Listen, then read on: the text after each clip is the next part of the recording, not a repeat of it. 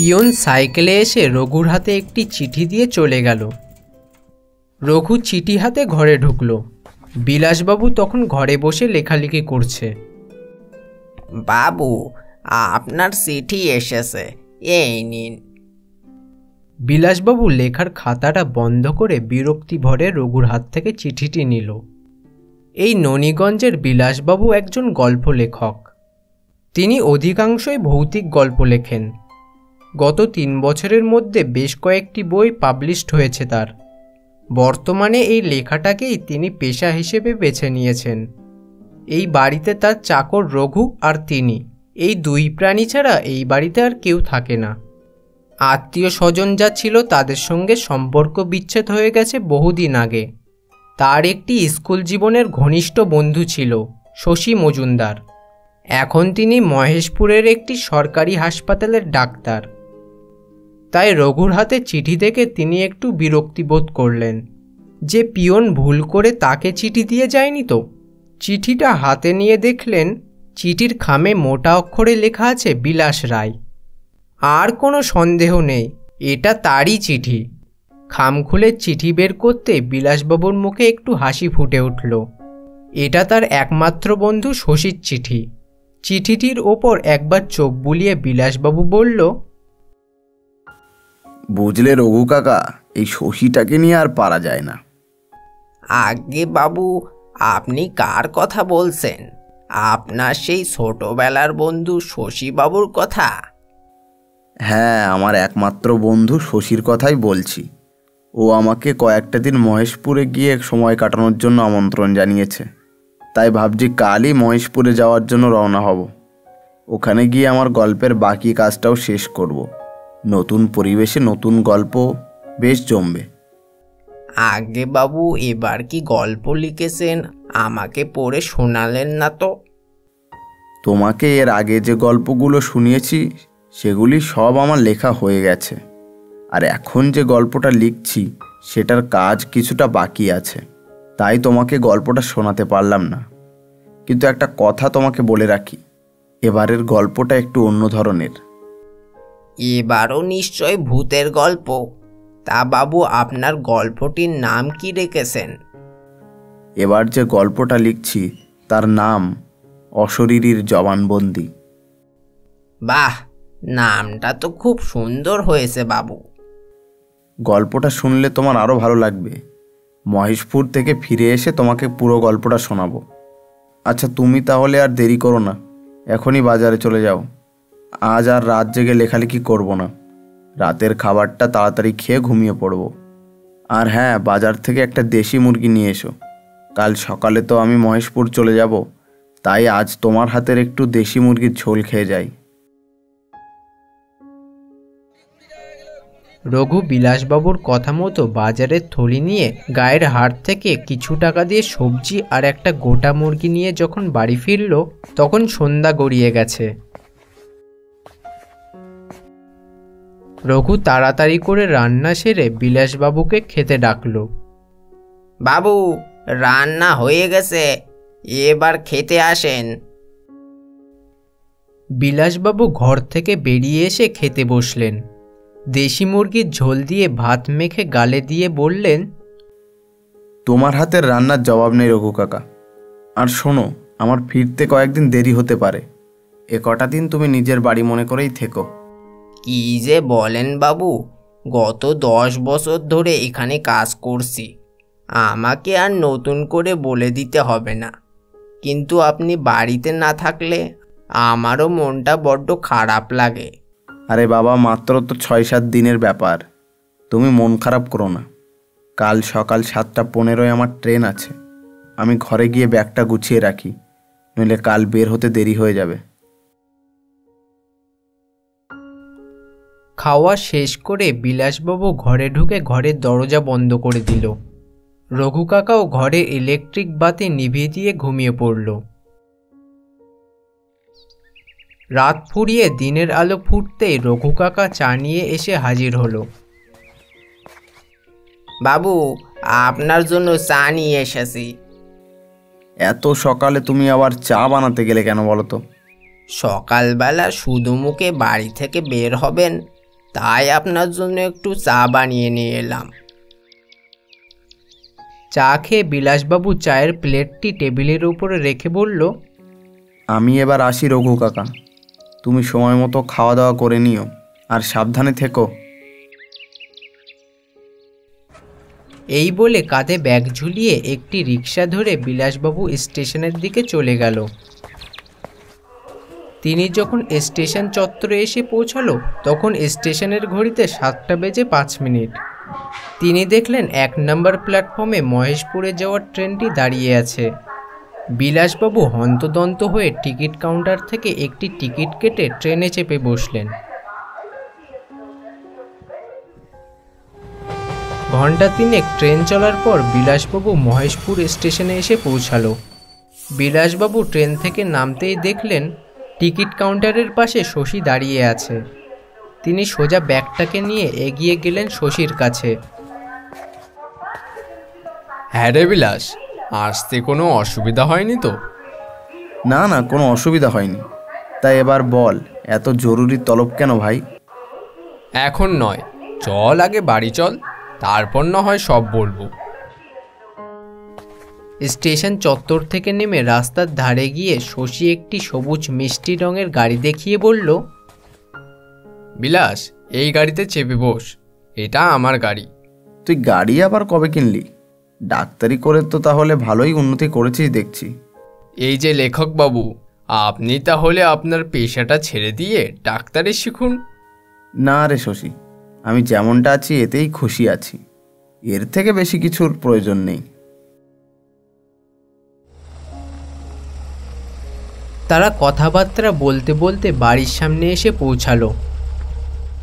গাড়ি থেকে নেমে দুজনাই ঘরে গিয়ে ঢুকলো। কেমন লাগছে রে আমার বাড়ি? এই বাড়িটা নতুন ভাড়া নিয়েছি, বহু কষ্টে দিন 7 ছুটি পেয়েছি, তাই তোর সঙ্গে এই কটা দিন সময় কাটানোর জন্য চিঠি লিখেছিলাম।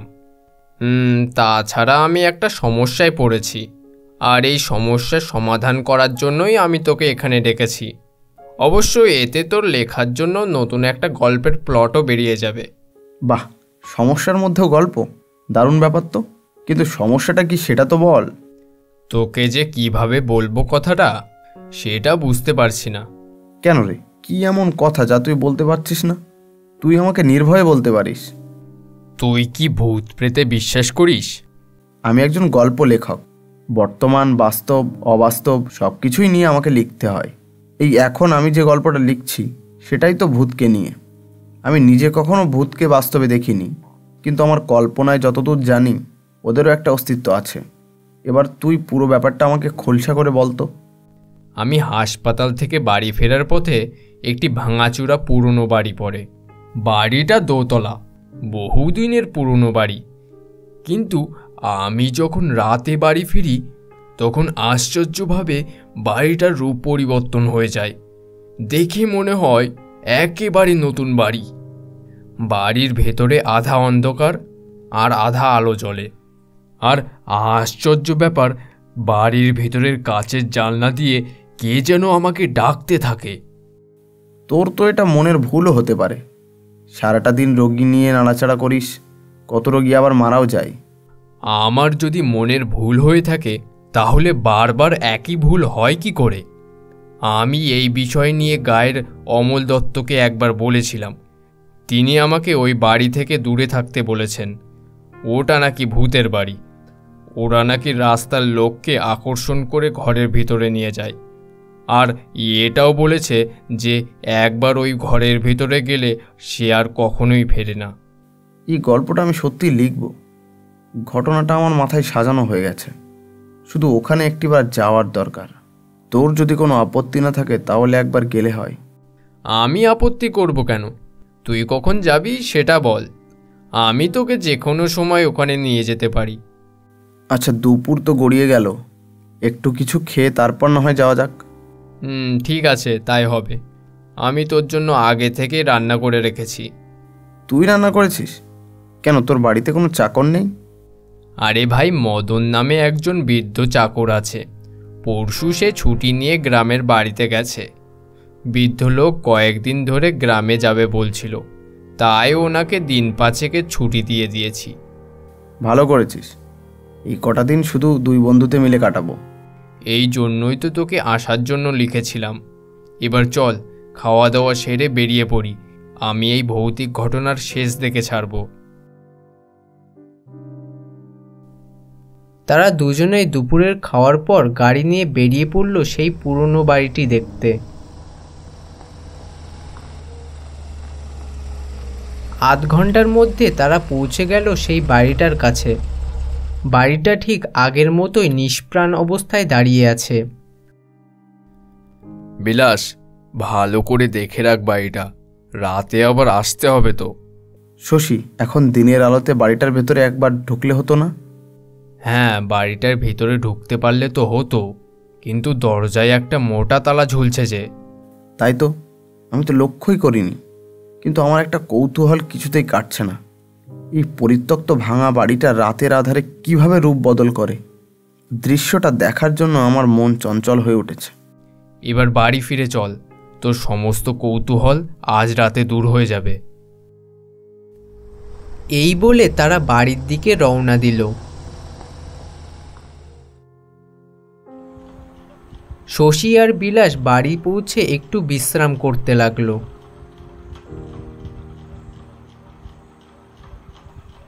ধীরে ধীরে চারিদিকে অন্ধকার নামতেই বিলাস ঘর থেকে বেরিয়ে এসে শশীর কাছে এসে বলল, সন্ধ্যা তো হয়ে গেল, আর কখন বের হবি? আমার যা দেরি সহ্য হচ্ছে না। তুই যে বড় ব্যাকুল হয়ে পড়েছিস, এই সব ব্যাপারে একটু রাত না হলে জমে না, বুঝলি? তাহলে এখন আমি কি করব? আমার সময় যেন কিছুতেই কাটছে না। লেখার খাতা আর পেন তো তোর ব্যাগেই আছে, বাকি সময়টা লেখালেখি করতে থাক। ঠিক রাত 11টার সময় বাড়ি থেকে বের হব। আমি ততক্ষণে একটা টর্চ লাইটের ব্যবস্থা করে রাখি। বাড়িটার ভেতরে ঢুকতে হবে তো, টর্চ না হলে কিছু দেখা যাবে না। আর তুই চিন্তা করিস না, আমি টেবিল ঘড়িতে রাত 11টার অ্যালার্ম সেট করে রেখে দিচ্ছি। অ্যালার্ম বাজলেই বাড়ি থেকে বের হব। কথাটা তুই মন্দ বলিসনি, কিন্তু এই মুহূর্তে আমার যে লেখালেখি করার মতো কোনো অনুভূতি আসছে না। দুপুরের পর থেকেই ওই পরিত্যক্ত বাড়িটা যেন আমার মাথার মধ্যে ঢুকে বসে আছে। তবুও যাই, দেখি কিছু লিখতে পারি কিনা। বিলাস ঘরে গিয়ে খাতা খুলে পেন হাতে নিয়ে বসে থাকতে থাকতে কখন যে ঘুমিয়ে পড়েছে বুঝতে পারল না। অ্যালার্ম ক্লকের ঢং ঢং শব্দে তার ঘুম ভেঙে গেল। শশী এসে হাজির হয়েছে তার কাছে। এবার চল, এটাই যাওয়ার জন্য সঠিক সময়। বিলাস আর শশী হাতে একটি টর্চ নিয়ে গাড়িতে চেপে বসল।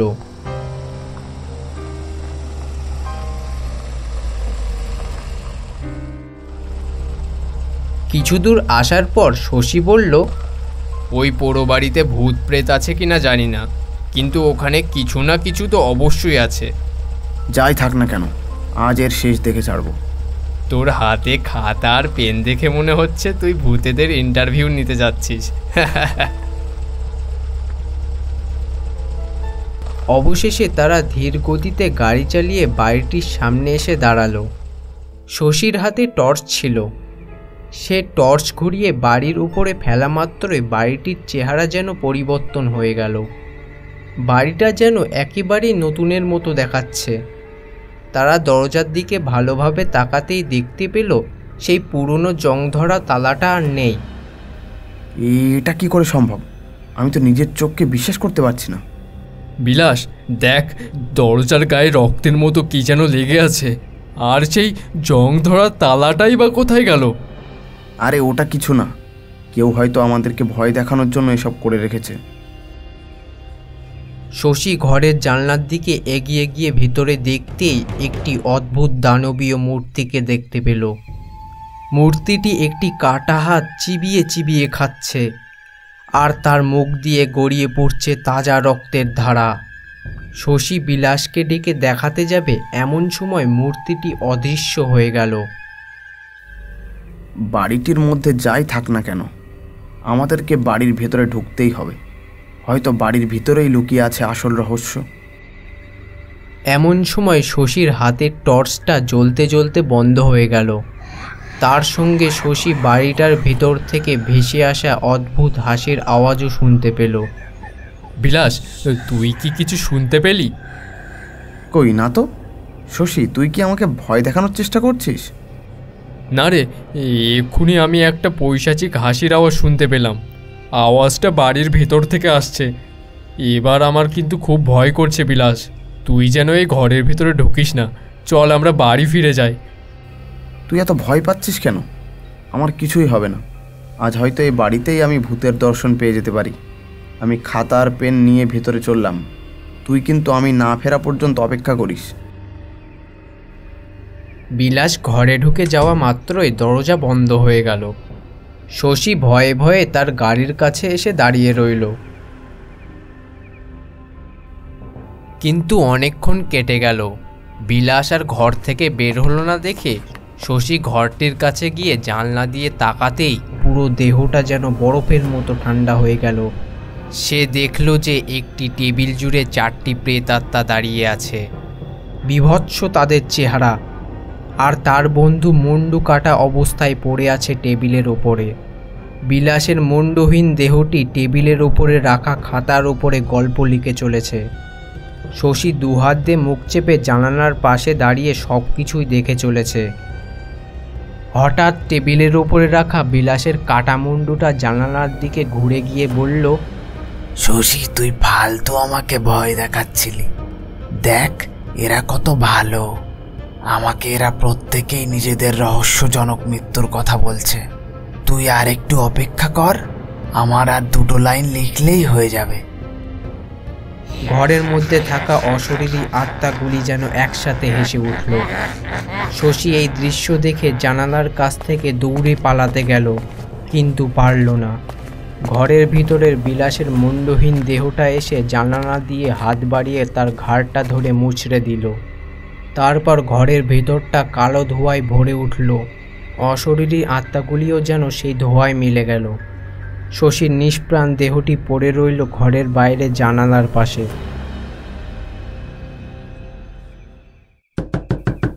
রঘু কাকা, রঘু কাকা, দরজা খোলো। দেখো, আমি বাড়ি ফিরে এসেছি। রঘু কাকা ধর্মর করে উঠে পড়ল।